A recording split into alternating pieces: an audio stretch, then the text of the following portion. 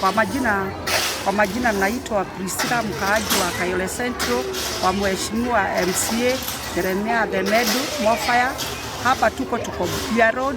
Hii barabara tunafurahia juu tumefanya kazi, tumemaliza kila kitu, leo tunakuja kuweka lami. Ningetaka kusema ile maji ilikuwa inasumbua watu, drainage zimetengenezwa. Ile barabara ya kuconnect kutoka Kayole, ile barabara ya Kayole kona kuja Kayole Hospital karibu na Buya, kulikuwa na shida sana juu maji ilikuwa inatoka huko Bondeni Primary inakuja inakwama. Juhudi ya mheshimiwa wetu Jeremiah Demedu Mofaya tuliweza kukata barabara tukaweka karabati. Sasa hata mvua ikinyesha mingi, hiyo maji yote inafuata drainage inaenda mpaka kwa mtaro. Ningetaka kusema hii ni faida kubwa kwa wakazi wa hapa juu biashara zao zimefunguka. Hata zile gari zilikuwa zinaogopa kuzunguka barabara yote juu barabara iko na mashimo huko juu. Hata wanaweza sasa pitia hii na watokee pale Sabasaba, gari zao zikiwa zitaharibika.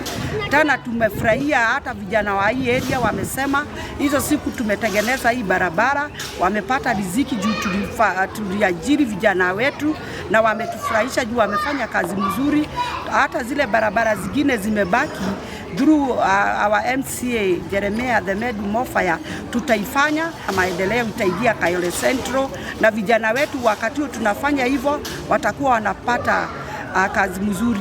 Ile mimi ningesema ni kurudishia MCA wetu Mofaya shukurani kwa vile amesukuma alienda akasukuma akapeana hii miradi akarobi mpaka tukapewa contractor akakuja site, na tunaona mambo ni mazuri.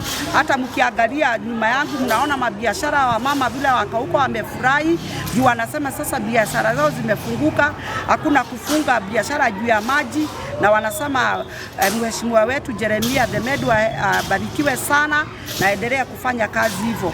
Mungu awabariki na Mungu awabariki Kayole Central, Mungu awabariki mheshimiwa wetu.